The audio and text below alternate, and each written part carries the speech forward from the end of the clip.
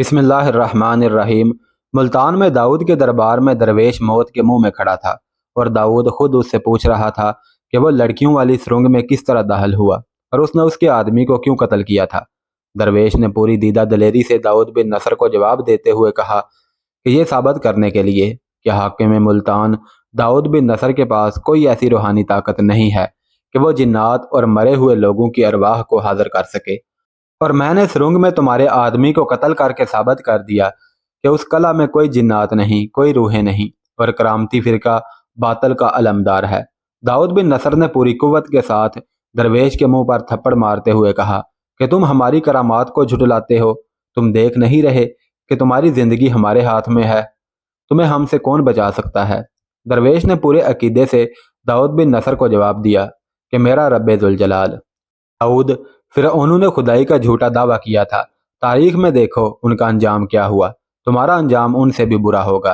तेरी बुराई और खुदाई का सूरज गरूब हो रहा है। दाऊद बिन नसर करामती ने दरवेश के मुंह पर एक और थप्पड़ मारा और कहा, हमारे पाँव के नीचे तुम्हारी हैसियत एक चींटी की सी है, और तुम इतने बड़े आदमी भी नहीं हो कि हम तुम्हें मुंह लगाएं। तुम बस हमें ये बता दो कि तुम्हारे साथ और कौन कौन है, और तुम मुल्तान से कहाँ और किस मकसद के लिए जा रहे थे। दरवेश ने जुर्रत से जवाब दिया कि मैं अकेला हूँ और अल्लाह के सिवा कोई मेरा साथी और कोई मेरे साथ नहीं है। दरवेश ने दाऊद से कहा कि तुम्हारे दूसरे सवाल का जवाब ये है कि मैं भेरा जा रहा था, मगर मैं ये नहीं बताऊंगा कि क्यों जा रहा था। दाऊद बिन नसर ने दरवेश को जवाब दिया कि तुम भेरा सुल्तान महमूद गजनवी को ये कहने जा रहे थे कि वो फौरन मुल्तान का मुहासरा करे ताकि करामती फिरके की ये आखिरी गद्दी भी ख़त्म हो जाए। तुमने हमारी करामात नहीं देखी। तुमने दूर जंगल में एक बात कही और हमें यहाँ मुल्तान में मालूम हो गई। अगर तुम हमारे सवालात के जवाबात नहीं दोगे तो बहुत पछताओगे। तुम्हारे जिस्म की हड्डियों से गोश्त को आहिस्ता आहिस्ता अलग किया जाएगा और फिर तुम चीख चीख कर हमारे सवालात के जवाबात दोगे, मगर हम सुनेंगे नहीं। इसलिए आज रात हम तुमको कैद खाने में भेजकर एक मौका दे रहे हैं। इत्मीनान से बैठकर सोचना और सुबह हमें बता देना कि तुम्हारे साथ और कौन कौन है, तुम सुरंग में किस तरह दाखिल हुए थे, और मुल्तान में सुल्तान महमूद गजनवी के जासूस मौजूद हैं और वो कहाँ हैं। दरवेश ने कहा कि तुम्हारे इन सवालों के जवाब तो मैं कल दूंगा, मगर मेरी एक बात गौर से सुनो और रात भर इसको सोचना और गौर व फिक्र करना कि तख्तो ताज ने कभी भी किसी का साथ नहीं दिया। हुकूमत की मसनद के लालच ने कौमों को डबो दिया है। इंसान तख्त पर बैठकर जब अपने सर पर बादशाहत का ताज सजाता है तो वो अपनी ही कौम को फरेब देने लगता है। वो ये बात भी भूल जाता है कि अल्लाह ताला की ज़ात मौजूद है। तुम जैसे हुक्मरान अपने तख्त की मजबूती के लिए अपनी ही कौम को नई झांसे देते रहते हैं, लेकिन अल्लाह को कोई झांसा नहीं दिया जा सकता। अल्लाह जालिम की नहीं मजलूम की सुनता है। अल्लाह फरेबकार की नहीं बल्कि फरेब खोर का साथ देता है। तुमने सच्चे अल्लाह के सच्चे मजहब को बिगाड़ कर पैगम्बरी का दावा किया है। तुमने अल्लाह के बंदू को अपना गुलाम बनाए रखने के लिए मजहब को हरबा बनाया है। मैंने तुम्हारा फरेब अपनी आंखों से देखा है। अल्लाह तुम्हारा इतना बड़ा गुनाह बख्शेगा नहीं। दाऊद बिन नसर दरवेश की बातें सुनकर गुस्से में आ गया और अचानक गिरजा, ले जाओ इसे और कैद खाने में डाल दो। दरवेश को घसीट कर कैद खाने की तरफ ले जाया गया। दरवेश को घसीट कर जूं जूं दाऊद के दरबार से दूर ले जाया जा रहा था, उसकी आवाज़ दाऊद को अपने करीब सुनाई देती जा रही थी। दाऊद, तेरी पैगंबरी पर अल्लाह की बिजली गिरने वाली है। दाऊद, तुम अल्लाह की आवाज़ को कैद नहीं कर सकते। एक दरबारी ने गुस्से में आकर दाऊद से कहा कि आलीजा, अगर इजाज़त दें तो मैं इस गुस्ताख की आवाज़ को हमेशा के लिए खामोश कर दूं। मैं हैरान हूं कि आप करामती फिरके की तौहीन किस तरह बर्दाश्त कर रहे हैं। दाऊद ने कहा कि मुल्तान की आस्तीन में सांप पल रहे हैं। इसे मालूम करना है कि वो कौन कौन हैं और कहाँ कहाँ छुपे बैठे हैं। इसे हम यहीं अपने हाथों से ख़त्म कर सकते थे, लेकिन इस बूढ़े दरवेश की हमें ज़रूरत है। दरबारी ने कहा कि इसके साथ जो लोग हैं शायद वो पकड़े जाएंगे। दाऊद बिन नसर ने कहा कि वो कहीं गायब ना हो गए हों। मुझे उनसे ज़्यादा सुल्तान महमूद गजनवी का ख्याल आ रहा है। भेरा से जल्दी इतला आनी चाहिए कि सुल्तान का इरादा क्या है। हमने उसे इसी के एक सालार के ज़रिए धोखा देने की कोशिश की थी, लेकिन इतला ये मिली कि वो सालार अपनी ही तलवार से मारा गया है और हमारा धोखा नाकाम हो गया है। राजा बजी राय धोखे में मारा गया है। सुल्तान महमूद को अगर खुदा ने फ़ौज थोड़ी दी है तो उसके बदले उसे दिमाग बहुत ज़्यादा दे दिया है। हिंदुस्तान में फ़ौज की कमी नहीं मगर दिमाग की कमी है। सुल्तान महमूद गजनवी अपनी फ़ौज की कमी को बुरी तरह महसूस कर रहा था, क्योंकि उसका काम भेरा की फतह के बाद ख़त्म नहीं हो गया था, बल्कि असली मुहिम तो यहीं से शुरू हुई थी। सुल्तान में मुल्क गिरी की हवस नहीं थी। सुल्तान का मकसद ज़र जवाहरात इकट्ठे करके गजनी ले जाना नहीं था। हिंदुस्तान की ये पहली रियासत थी जो सुल्तान ने फतह की थी, और सुल्तान ने इस पहली रियासत को फतह करके सारे हिंदुस्तान की झलक देख ली थी। सुल्तान ने मस्जिदों पर मंदिरों के घिनौने साए पड़े हुए पहले कभी नहीं देखे थे। भेरा में मुसलमानों की आबादी कुछ कम तो ना थी, मगर वहाँ इस्लाम के निशानात कम ही नजर आ रहे थे। सुल्तान के पास भेरा में भी सबसे पहले पंडितों का एक वफद आया था।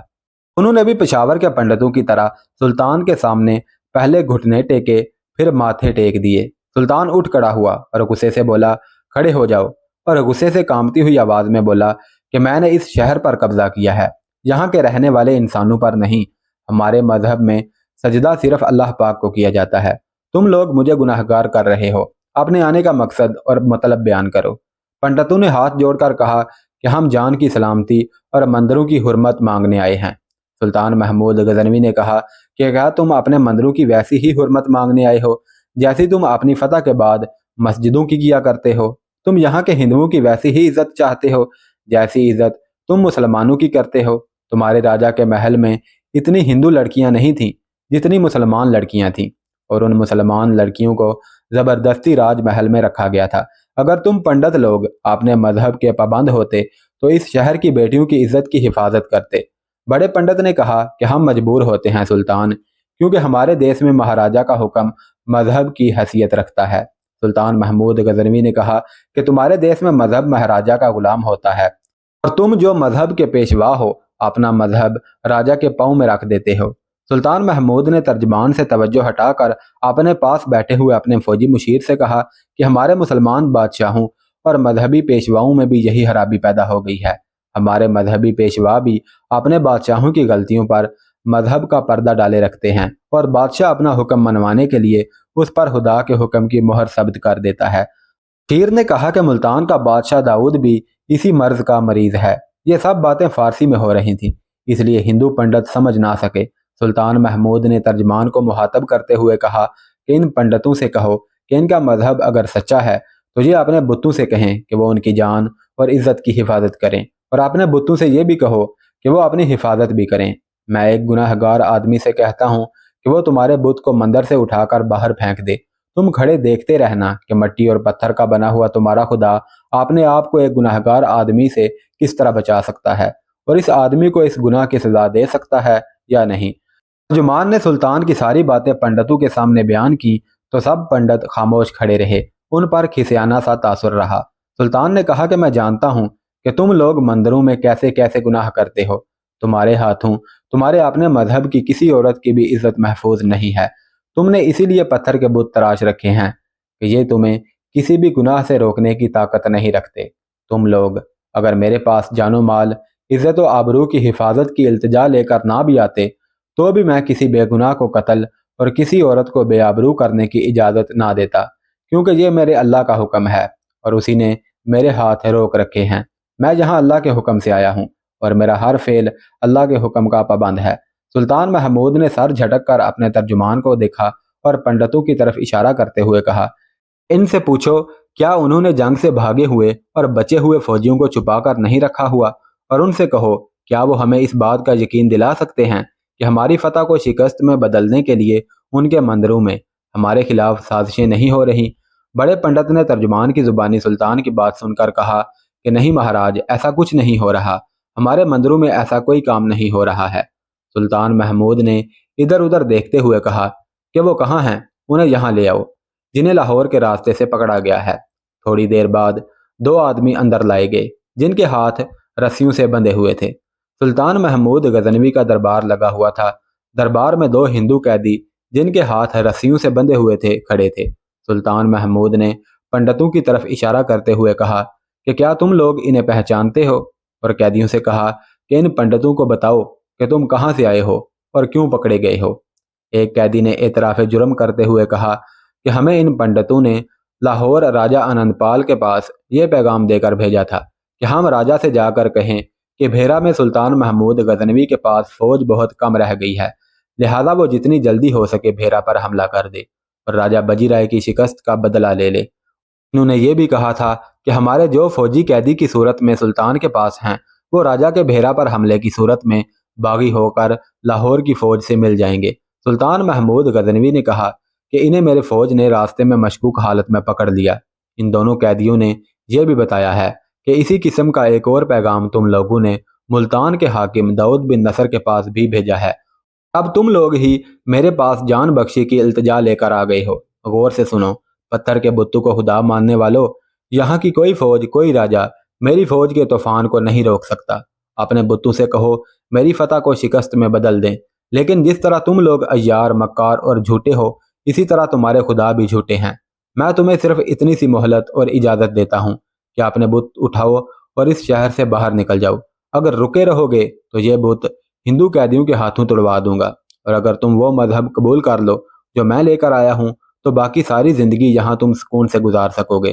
तुम लोग जिस्मानी लज्जत के आदी रहे हो, थोड़ा रूहानी लज्जत का जायका भी चख कर देख लो। अपने आप को सच्चे खुदा की नेमतों से माला माल करके देख लो। सोने चांदी जवाहरात में वो लज्जत नहीं है जो अल्लाह की नेमतों में है। जाओ सोचो और फिर मुझे जवाब दे देना कि तुम्हारी राय क्या है। सुल्तान महमूद गजनवी के दरबार में हिंदू पंडितों से बातचीत का सिलसिला खत्म हो चुका था और पंडित दरबार से वापस जा चुके थे। सुल्तान खुद गहरी सोच में डूबा हुआ था कि सुल्तान के दरबार में मौजूद एक आलिम ने सुल्तान को मुखातिब करते हुए कहा कि सुल्तान, ये पंडित हिंदू हैं और ये इस्लाम कबूल करने के लिए नहीं आए थे, बल्कि ये आपको धोखा देने आए थे। ये पंडित जिस्मानी लज्जतों के शैदाई हैं। हुकूमत और मजहब की पेशवाई सिर्फ अपना हक और विरसा बनाए बैठे हैं, क्योंकि ये बरहमन हैं और इनके दिलों में इस्लाम के खिलाफ नफरत भरी हुई है। ये नफरत सिर्फ इसलिए है कि क्योंकि ये जानते हैं कि इस्लाम ऊंची नीची जातों का कायल नहीं है। अमीर को गरीब पर बरतरी इसलिए हासिल नहीं है कि वो अमीर है। इस्लाम हुकूमत का हक सिर्फ उसे देता है जो कौम की बरतरी और अपने ऊपर अल्लाह की हुक्मरानी तस्लीम करे। ये आलम सईदुल्लाह कासमी थे, जिन्होंने अपने नाम के साथ कासमी का इजाफा मोहम्मद बिन कासम के साथ अकीदत के तौर पर लगा रखा था। उस वक़्त के बाद बुझी बुझी तहरीरों में मौलवी सईद का जिक्र आता है। एक तहरीर में सईदुल्लाह भी लिखा हुआ है। यह पंजाब के रहने वाले थे और सुल्तान महमूद गजनवी के कदरदान थे। सुल्तान ने भेरा फतह किया तो सईदुल्लाह कासमी सुल्तान से मिलने भेरा आए थे। सईद कासमी ने कहा कि हमने इस खित्ते में कासमी मुसलमानों का एक गिरोह बना रखा है और हम लोग किसी ऐसे सुल्तान या किसी मुसलमान हुक्मरान की राह देख रहे थे जो यहाँ मोहम्मद बिन कासम के दौरे हुकूमत को बहाल कर सके। हिंदू पंडितों और दीगर मज़ाहब और बरहमनों ने हम पर नज़र भी रखी है। हमने उनसे दोस्ती भी कर रखी है। उन सब का सिर्फ ये मुतालबा है कि हम उनका मजहब कबूल कर लें। आप उनके बुत तो तोड़ सकते हैं, मगर उन्हें अपने मजहब से नहीं हटा सकते, क्योंकि उनके दिलों में जो इस्लाम के लिए नफरत है वो उस वक़्त तक नहीं निकलेगी जब तक हिंदुस्तान में एक भी मुसलमान मौजूद है। आपने देख लिया है कि इन पंडितों ने आप पर हमला कराने का एहतमाम भी किया और आपके सामने आकर आपको सजदा भी किया। इस मुल्क में किसी भी खित्ते में आपने इस्लामी रियासत बना ली तो ये हिंदू उसकी जड़ें खोखली करने में लगे रहेंगे। सुल्तान महमूद गजनवी ने कहा कि इस्लामी रियासत की जड़ें तो हमारे अपने मुसलमान भाई खोखली करने में लगे हुए हैं। मैं यहाँ आ गया हूँ, मगर मेरा ध्यान गजनी, बलख, बुहारा पर लगा हुआ है। इस्लामी सुल्तनत छोटी छोटी रियासतों में बटी हुई है और हर रियासत का हुक्मरान अपने आप को सारी दुनिया का बादशाह समझता है। हम खाना जंगी लड़ चुके हैं। जिस फौज ने बातल के बुतों को तोड़ना था वो एक दूसरे के सर काटने में लगी रही और कमज़ोर होती गई। अगर अगर इन रियासतों के हुक्मरान मुत्तहिद हो जाएं तो हम सारे हिंदुस्तान को इस्लामी रियासत बना सकते हैं।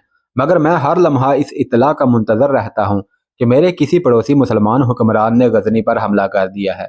ये लोग अपना ईमान नीलाम कर चुके हैं। जिन्हें हमारे रसूल सल्लल्लाहु अलैहि वसल्लम ने सरफरोश बनने को कहा था, अब वो ईमान फरोश हो गए हैं। मौलवी सईद ने सुल्तान महमूद गजनवी से कहा कि आप यहाँ रहें या ना रहें, हम अपनी ये मुहिम जारी रखेंगे कि यहाँ का हिंदू इस खित्ते में मौजूद किसी मुसलमान का ईमान ना खरीद सके। सुल्तान महमूद ने कहा कि सबसे बड़ा ईमान फरोश तो मुल्तान की गद्दी पर बैठा हुआ है और उसने अपनी आवाम के ईमान की मंडी लगा रखी है। मौलवी सईद ने कहा कि हमने सुना है कि वहाँ हिंदू और करामती मिलकर शोबदाबाजी कर रहे हैं और लोग मुतासर और मशहूर होकर करामती बनते जा रहे हैं। सुल्तान महमूद ने कहा कि मैं उस ईसाई के दिमाग की तारीफ करता हूँ जिसने ये फ़िरका बनाया है। इंसानी फितरत गुनाह की जानिब जल्दी माइल हो जाती है और ये इंसानी फितरत की कमज़ोरी भी है, क्योंकि कुरान पाक में अल्लाह पाक ने इरशाद फरमाया है और हमने इंसान को कमज़ोर तहलीक किया है। जहनी और जिस्मानी लज्जत को इंसान जल्द कबूल करता है। इस करामती फ़िरके ने हर किस्म के गुनाह को जायज़ करार दे रखा है। ہندوؤں اور ان کے پنڈتوں نے اپنا مذہب نہیں چھوڑا ہے، لیکن اس فرقے کی پشت پناہی کر رہے ہیں اور اس کی شعبدہ بازیوں میں پوری طرح شریک ہیں۔ تاکہ مسلمان اس فرقے کے پیروکار بن کر اسلام کے خاتمے کا باعث بنے۔ میں یہ بھی جانتا ہوں کہ ہندو اپنی لڑکیاں اسلام کی بیخ کنی اور مسلمانوں کی گمراہی کے لیے استعمال کر رہے ہیں۔ داؤد کرامتی کو نہ اسلام کے ساتھ کوئی دلچسپی ہے اور نہ ہی وہ اپنے کرامتی فرقے کا وفادار ہے۔ وہ صرف اور صرف اپنی حکمرانی اور اپنی گدی کا وفادار ہے۔ یہ اسی دلچسپی کا نتیجہ تھا کہ درویش کی باتوں کا داؤد پر ذرا بھی اثر نہ ہوا اور نہ ہی اس کے دل میں خوف خدا پیدا ہوا۔ اس پر درویش کی اس للکار کا بھی ذرا اثر نہ ہوا کہ داؤد، تمہاری پیغمبری پر بجلی گرے گی، تم اللہ کی آواز کو قید نہیں کر سکتے۔ حکومت کے نشے نے اسے بدمست کر رکھا تھا اور وہ اس ظلم میں مبتلا تھا کہ اس نے اللہ کی آواز کو قید کر رکھا تھا۔ ملتان میں ایک قافلہ داخل ہوا جس کے 12-14 سوار تھے، ایک بوڑھا، ایک جوان ہندو، ایک ادھیڑ عمر عورت اور 2 خوبصورت جوان لڑکیاں تھیں۔ اس قافلے میں 4 قیدی بھی تھے جن کے ہاتھ پاؤں زنجیروں سے بندھے ہوئے تھے۔ ان قیدیوں میں ایک بوڑھا بھی تھا جسے ملتان کے لوگ جانتے بھی تھے، یہ عالم تھا، اور 3 جوان سالہ قیدی تھے۔ ملتان کے بعض لوگ انہیں بھی پہچانتے تھے۔ ان چاروں کو اس حالت میں دیکھ کر ان کے جاننے والے حیران و پریشان کھڑے دیکھ رہے تھے کہ انہیں کہاں سے اور کیوں گرفتار کیا گیا ہے۔ عالم کوئی جرم نہیں کر سکتا، اسی وجہ سے بعض کرامتی بھی اس کے عقیدت مند تھے۔ انہوں نے کیا جرم کیا ہے؟ ایک تماشائی نے گھوڑ سوار سے پوچھا تو اس نے جواب دیا، انہوں نے قتل کیا ہے، یہ قاتل ہیں۔ تماشائی نے پوچھا، انہوں نے کس کا قتل کیا ہے؟ گھوڑ سوار نے جواب دیا، فوج کے سواروں کو۔ عالم نے بلند آواز سے کہا کہ ہم نے اسلام کے غداروں اور ڈاکوؤں کو قتل کیا ہے۔ ہم نے ان لڑکیوں کی عصمت دری کرنے والے 4 کرامتیوں کو قتل کیا ہے۔ ایک سوار نے گرج کر عالم سے کہا، اپنی زبان بند رکھو۔ ایک اور جوان سالہ قیدی نے کہا کہ تم لوگ اللہ کی آواز کو قید نہیں کر سکتے۔ یہ سن کر گھوڑ سواروں نے قیدیوں کو گھسیٹنا شروع کر دیا۔ داؤد بن نصر کو 2 اطلاعات دی گئی، ایک یہ کہ درویش کے 4 ساتھیوں کو گرفتار کر لیا گیا ہے، اور دوسری یہ کہ جو 4 کرامتی سوار بھیرا جا رہے تھے، درویش کے ساتھیوں نے انہیں قتل کر دیا ہے۔ ساتھ ہی یہ بتایا گیا کہ بھیرا سے 2 ہندو کوئی اہم پیغام لے کر آئے ہیں۔ داؤد نے سب سے پہلے ہندوؤں کو ہی بلایا۔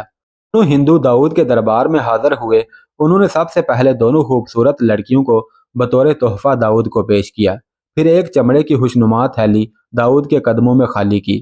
داؤد کبھی لڑکیوں کو دیکھتا اور کبھی اپنے قدموں میں پڑے ہوئے سونے کے ڈھیر کو دیکھتا۔ لڑکیاں خوبصورت تو تھیں ہی، مگر ساتھ ان کے چہروں پر جو خوبصورت تبسم تھا اور جو ان کا انداز تھا اور جو نخریلا پن تھا، اس نے داؤد پر جادو کر دیا۔ یہ دونوں تربیت یافتہ لڑکیاں تھیں۔